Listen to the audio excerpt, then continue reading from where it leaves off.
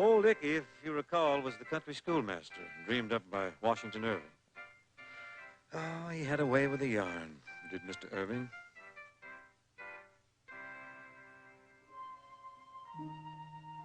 If we could but journey back to that remote period in American history when the city of Manhattan was but a market town, we would discover in the bosom of one of those spacious coves which indent the shores of the Hudson, the little village of Tarrytown.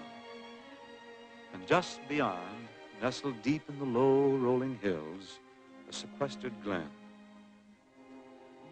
It's a quiet, peaceful place, and yet somehow foreboding.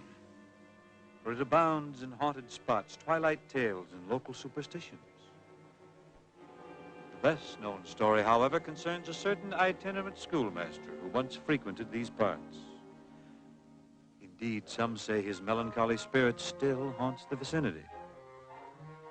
The worthy pedagogue was described as a most unusual man.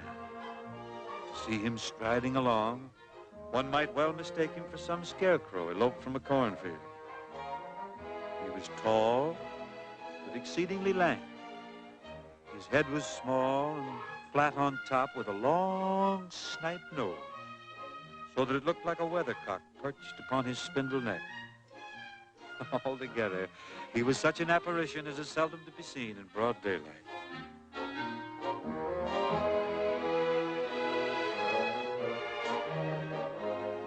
It was late one drowsy autumn afternoon when this strange figure first approached the tranquil little village of Sleepy Hollow. As usual, there had forgathered at ye old Schnooker and Schnapshappy a group of rustic lads known as the Sleepy Hollow Boys.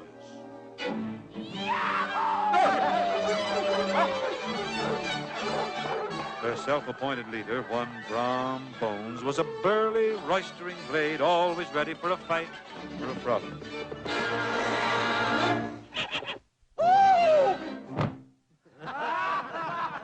And though Brom was much given to madcap pranks and practical jokes, still there was no malice in his mischief.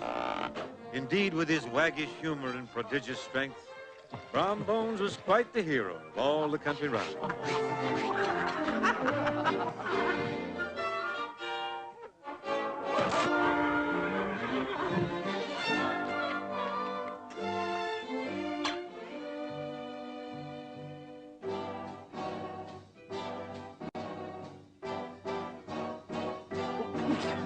Odds bodkins, gadzooks. Look at that old spook of spooks.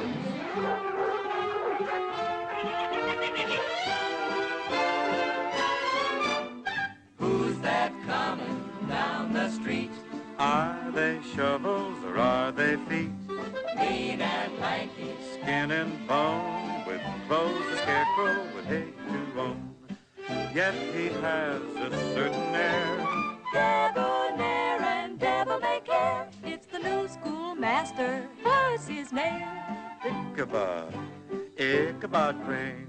Ichabod, what a name. Kind of odd, But nice just the same. Funny pen, funny frame. Ichabod, Ichabod Crane. Ichabod may be quaint, may be odd, and maybe he ain't. Anyway, there's no complaint from Ichabod, Ichabod Crane. And though the arrival of the pedagogue gave rise to mixed emotions, the townspeople all agreed they'd never seen anyone like Ichabod, Ichabod Crane.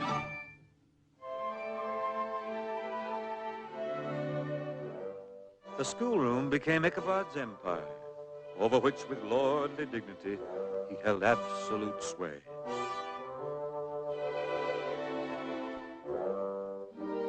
Truth to say, Ichabod was a conscientious man, who never bore in mind the golden maxim, spare the rod and spoil the child. Still, he was careful to administer justice with discrimination, for it behooved him to keep on good terms with his pupils, especially if their mothers happened to be good cooks.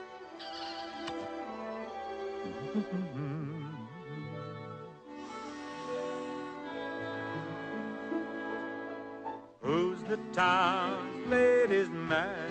gets around like nobody can. Has to be none other than Ichabod, Ichabod Crane.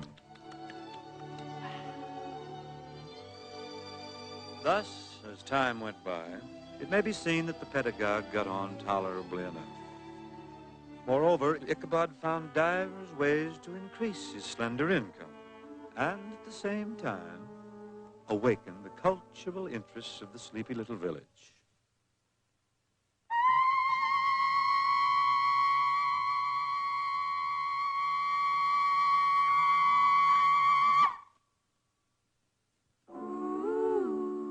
Bum bum bum bum bum bum boo boo boo boo boo boo.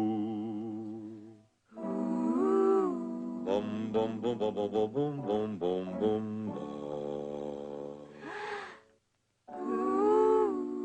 bum bum bum bum bum boo boo boo. Bum bum bum bum bum bum boo. Bum bum bum bum bum boo. Bum bum bum bum bum bum bum.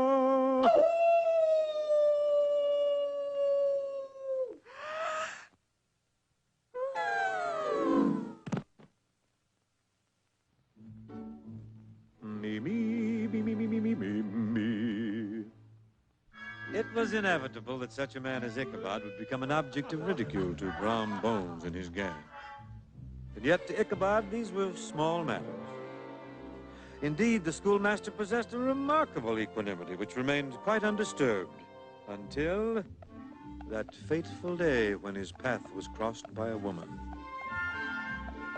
A certain woman. Katrina Van Tassel, daughter and only child of old Baltus Van Tassel, the richest farmer in the county. She was a blooming lass, plump as a partridge, ripe, melting, and rosy-cheeked.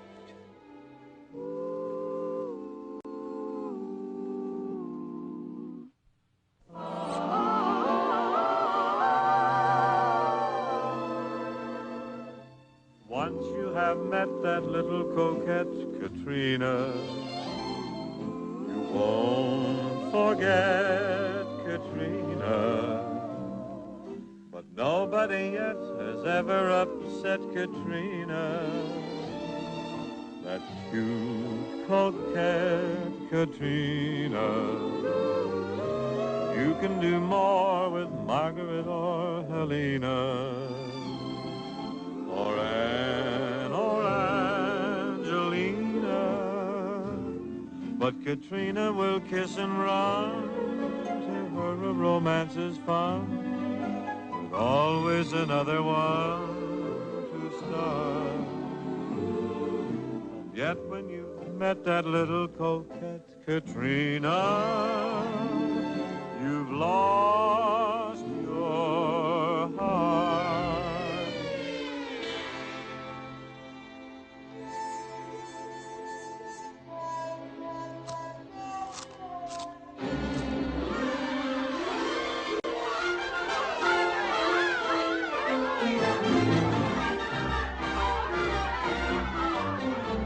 Now there was no doubt the fair Katrina was the richest prize in the countryside. And the schoolmaster, being an ambitious man, at once began to fill his mind with many sugared thoughts and hopeful suppositions.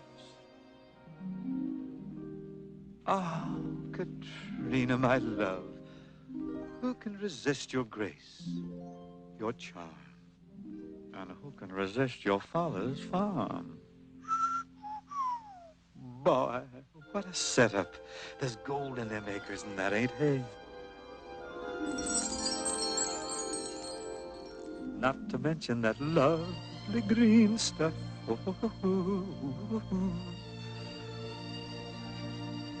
Oh, Katrina, my sweet, my treasure. Treasure. That barn's a gold mine. How I'd love to hit the jackpot.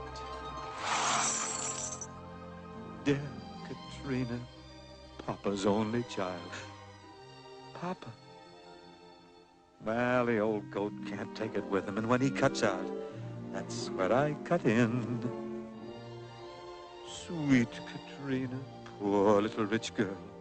But don't worry, Katie, Ichabod will protect you.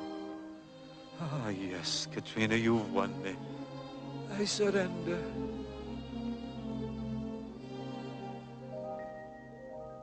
And yet when you've met that little coquette Katrina, you've lost your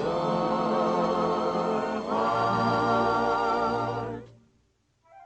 Truth to say, every portal to Katrina's heart was jealously guarded by a host of rustic admirers. But Ichabod was confident he'd soon ride roughshod over these simple country bumpkins. The most formidable obstacle of all, however, the schoolmaster had failed to reckon with. That was the redoubtable Brom Bones himself.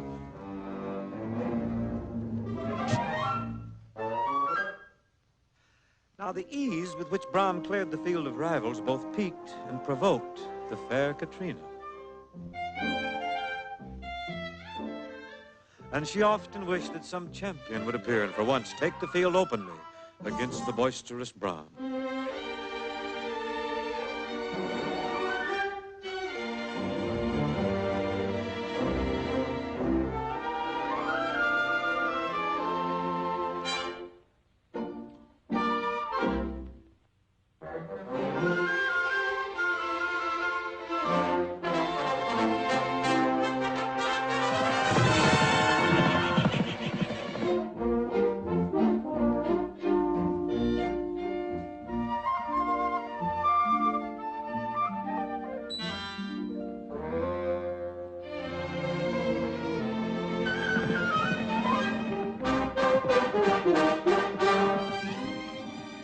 Though a wiser man would have shrunk from the competition, love, they say, is blind. And Ichabod was aware only that Dame Fortune was at last thundering at his door.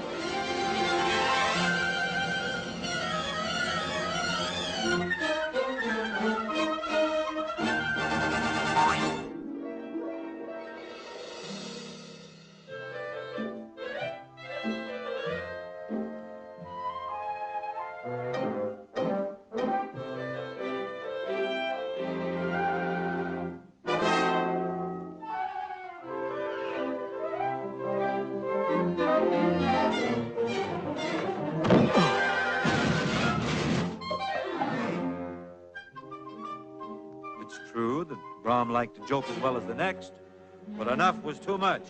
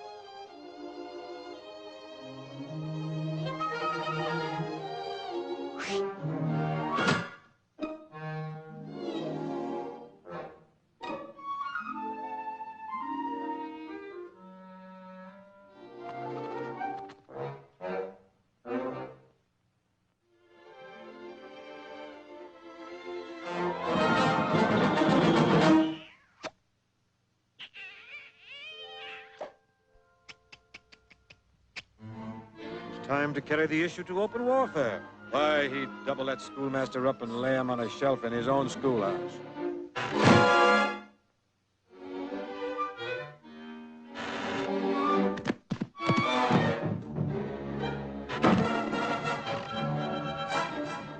But this, it seemed, was easier said than done.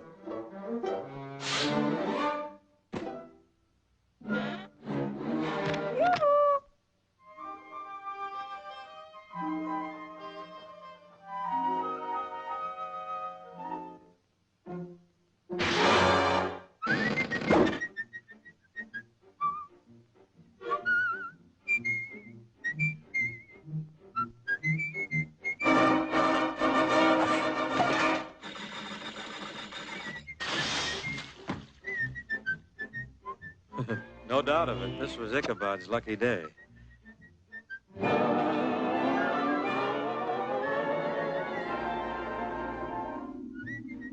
Now, it was evident the schoolmaster was indeed a man of hidden talents, and a rival to be reckoned with. Still, wars are neither won nor lost at the first encounter. The high-flying pedagogue might yet be brought to earth. For Brom Bones was never a man to cry quits.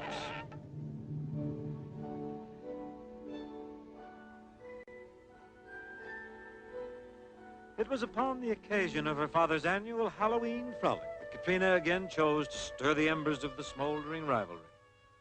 Thus, one invitation in particular carried a most personal and provocative summons. The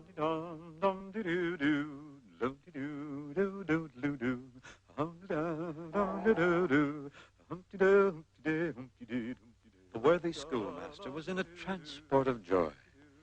To him, this could mean but one thing. Icky, you sly old dog, you. What is this strange power you have over women? Well, tonight's the night, boy. Just turn on the old charm, and the fair Katrina is yours for the asking.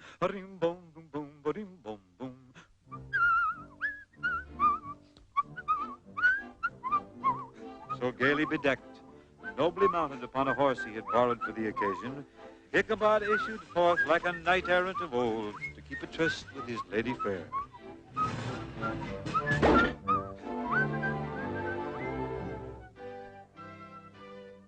In all the countryside, there was nothing to equal a merrymaking at Mynheer Van Tassel's farm.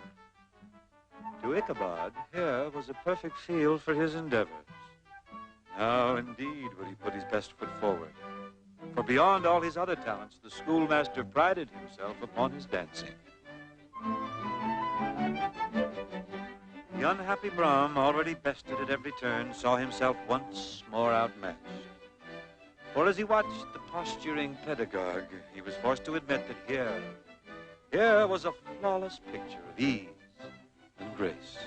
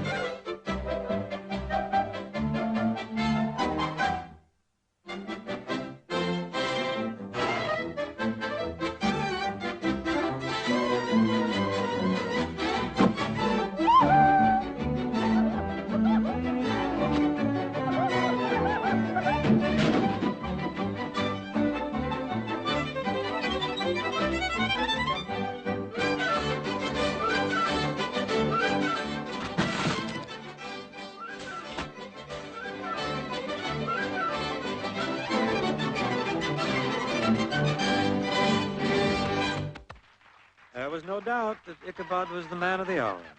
Brom knew that he must concede his rival still another victory. And yet there was still a chance his time would come. For when the hour grew late, Van Tassel always called upon his guests to tell him ghostly tales of Halloween.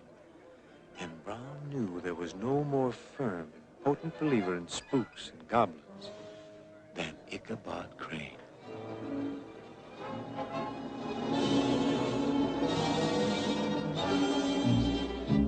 Just gather round and I'll elucidate on what goes on outside when it gets late. Long about midnight, the ghosts and banshees, they get together for their nightly jamboree. There's things with horns and saucer eyes, some with fangs about this size. Some are fat and some are thin. And some don't even wear their skin.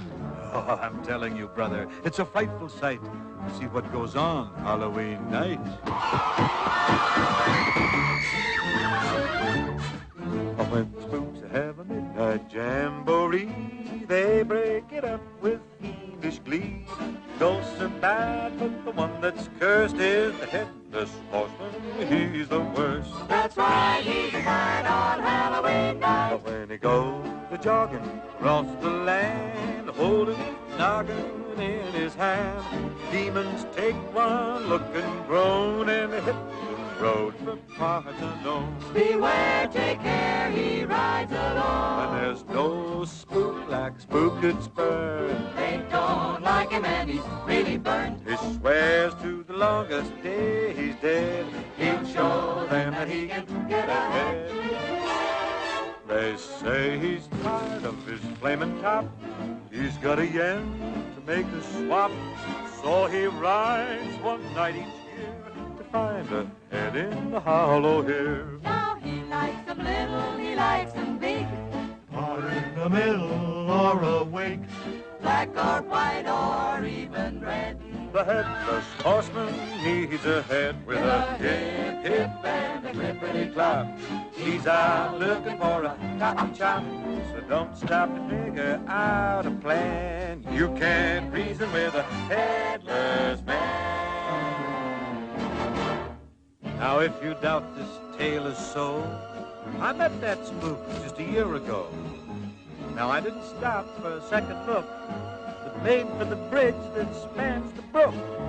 But once you cross that bridge, my friend, The ghost is through his power and So when you're riding home tonight, make for the bridge with all your might.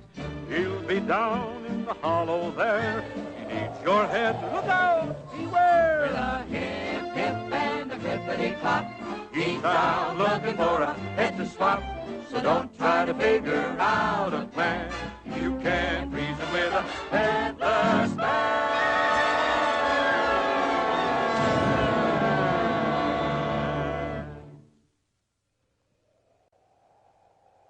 it was the very witching hour of night that Ichabod pursued his travel homeward. The sky grew darker and darker as one by one the stars winked out their lights, and driving clouds obscured the moon from sight. Never had the schoolmaster felt so melancholy, so utterly alone. And the nearer he approached the hollow, the more dismal he became.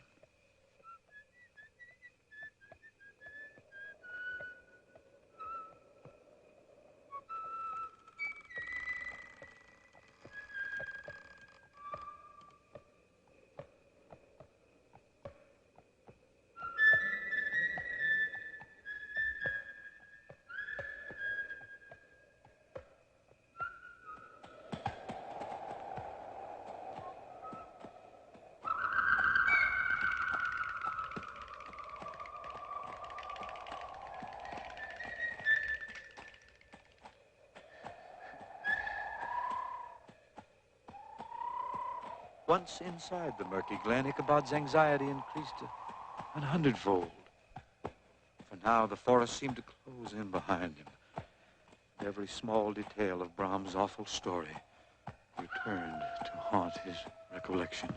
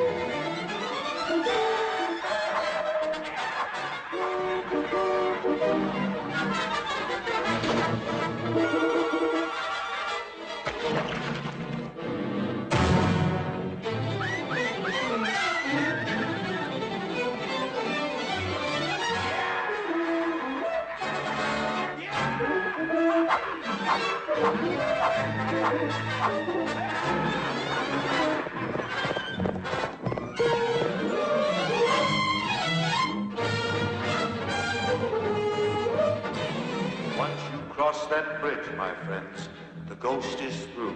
His power ends.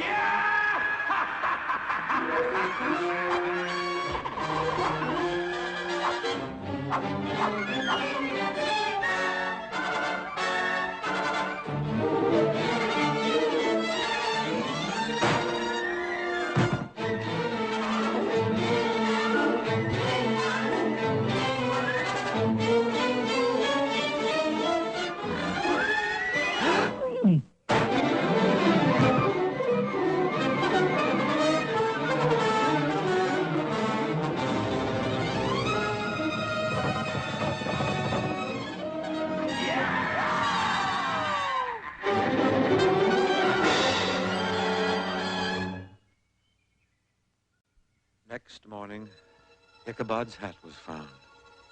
And close beside it, a shattered pumpkin. But there was no trace of the schoolmaster.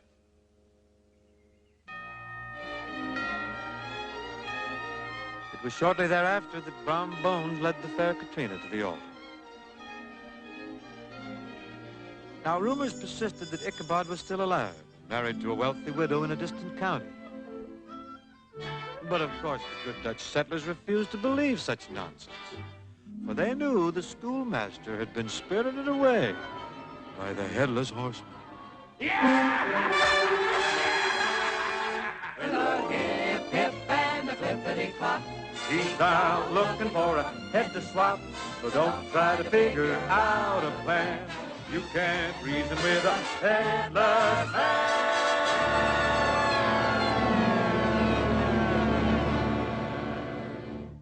Man, I'm getting out of here.